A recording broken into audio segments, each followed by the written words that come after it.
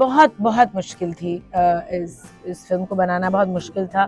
जो बाकी producer, director, crew ने जो डिफ़िकल्टीज़ फेस की वो अलग हैं। Me as a female in Pakistan, as a woman and as a female actor in Pakistan बहुत मुश्किल था, क्योंकि मैं क्वेटा गई और मैं कोई सिक्योरिटी नहीं होती थी जब हम ट्रैवल कर रहे होते थे। अगर हम जा रहे हैं किसी ऐसी लोकेशन पे तो अकेले गाड़ी में जा रहे हैं, तो these kind of things obviously वो वेरी टफ। एंड हर वक्त मेरी अम्मी को भी कॉन्स्टेंटली वरी रहती थी कि अब किधर हो, अब क्या हो रहा है, ये वो। सो ये चीज़ें देखें, अपनी जान का जो ख़तरा होता है ना, वो काफ़ी it's a big fair. So and then as an actor जाके ऐसी लोकेशंस में शूट करना, एज अ वुमन करना, मुश्किलात तो होती हैं, लेकिन आप हर चीज़ से सीखते हैं, आई थिंक।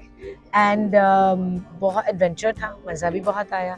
एंड कहते हैं ना, what doesn't kill you makes you stronger. So आप सीखते हैं अपने एक्सपीरियंसेस से कि नेक्स्ट टाइम आपने किस तरह चीज़ों को टैकल करना है।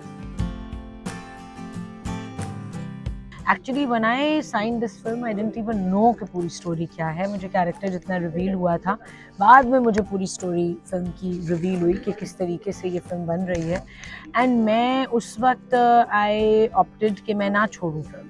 शुरू में मुझे एग्जैक्टली नहीं पता था, जिस तरह डॉक्टर इरफान ने भी बोला, अक्सर ऐसे होता है कि एक्टर्स को पता ही नहीं होता कि वो पूरा जो प्लॉट है वो फिल्म का, वो किस तरह अनफोल्ड होगा। आई थिंक अनफॉर्चुनेटली होता है कि पूरी हर चीज़ हमेशा आपको एग्जैक्टली पता होनी चाहिए। कभी कभार जो है वो स्क्रिप्ट चेंज हो जाती हैं। तो ऐसा कोई इंटेंशन बिल्कुल नहीं है कि किसी इंडस्ट्री के लिए दरवाजे बंद करें। आर्टिस्ट जो होता है वो एक एक्टर है।